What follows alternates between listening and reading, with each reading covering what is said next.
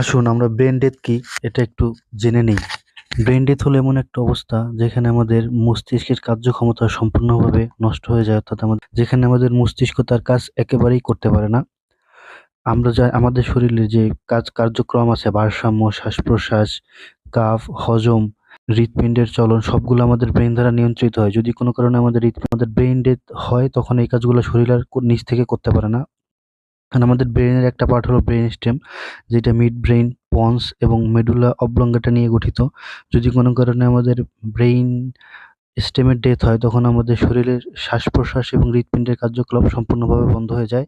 আমাদের যে শরীরের শ্বাস প্রশ্বাস এবং হৃৎপিণ্ডের কার্যকলাপ, এটা আমাদের ব্রেন স্টেম দ্বারা নিয়ন্ত্রিত হয়। তখন আমাদের মেকানিক্যাল ভেন্টিলেশনের প্রয়োজন, অর্থাৎ কৃত্রিম শ্বাস প্রশ্বাস। কিন্তু কার্যত মূলত ব্রেন ডেথ মানে একজন মানুষের মৃত্যু নিশ্চিত। কারণ ব্রেন ডেথ হওয়ার পর একজন মানুষের আর কখনো তার ব্রেন রিকভার হয় না, এবং সে সম্পূর্ণভাবে তার আগের স্টেবল স্টেটে আসতে পারে না। এবং ব্রেন স্টেম ডেথ মানে হচ্ছে তার সম্পূর্ণ মৃত্যু নিশ্চিত।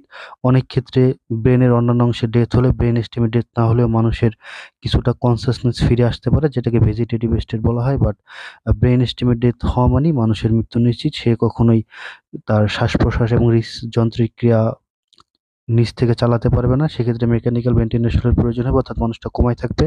এবং যখন তার সেই মেকানিক্যাল ভেন্টিলেশন খোলা হবে, তার পার্মানেন্ট মৃত্যু ঘটবে। সুতরাং বর্তমান যুগে ব্রেন ডেথকেই মূলত ডেথের অ্যাকচুয়াল তারিখ হিসেবে ধরা হয়। ধন্যবাদ।